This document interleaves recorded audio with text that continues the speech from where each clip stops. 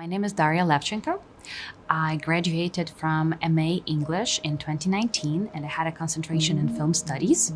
I'm mostly working with the film now, but as a curator. I program for festivals. I live in Kyiv now. I've been there ever since I came back from North Carolina. I was doing my Fulbright here. So yeah, it was quite a journey because from there the war started. Fulbright globally is arranged in different ways, and for Ukraine it is a group grant. And this was my first choice because of how vast the resources are and how great the selection of courses was for my specialty. My favorite memories on campus are always the all-nighters I pulled at the libraries. The libraries here, they're amazing. Like every time I would come in, I would come here between classes, I would come here after classes, we would get together here with friends. We watched a lot of films here in smaller rooms upstairs because we had some classes here too. And then we would just stay and like sit on the floor and have lunch and talk about how our day went. So I just have the fondest memories of all the libraries of NC State. I had a wonderful cohort. It really have become like lifelong friendships. And it kind of drew me into the film festival world. And I was always kind of ogling curation, but I had no idea how it functioned. So when I applied for my master's at NC State, I knew that it had a very strong interdisciplinary component.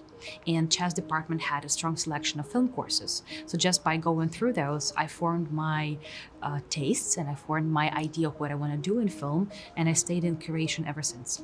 Curation as a process is something that requires a lot of wit and education, but also a lot of artistic sense, because you need to think how the films you put together work as one big narrative. You get to build something entirely different, and you get to expose people to films they might have never have seen otherwise. I have a competition program in my film festival, DocuDays UA in Kyiv. So for competition program, we have films coming to us from all over the place. What we do is we watch all of them and we select those that go together, of course, but we also select for artistic quality.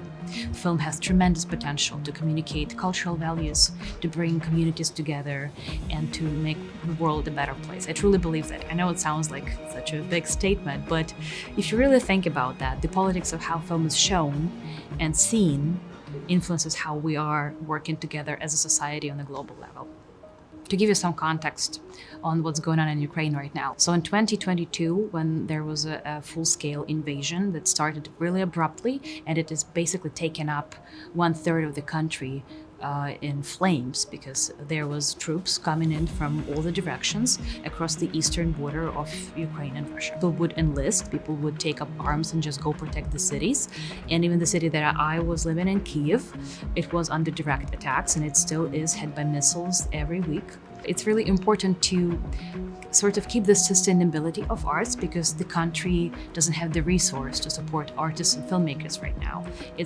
A lot of it is done through foreign support, and it's very important to show solidarity with Ukrainian artists, because we need to be heard out there as storytellers and not just as victims of an armed conflict. This is an amazing opportunity for me, really, because coming back to campus as somebody who actually is showing film instead of watching it and learning from it is an amazing full circle, because I get to speak about things that are very close to my heart, which is promoting Ukraine and making sure that people not only remember that it exists, but also see that it's diverse and its culture is rich, and it can contribute a lot to the global history of film and beyond that.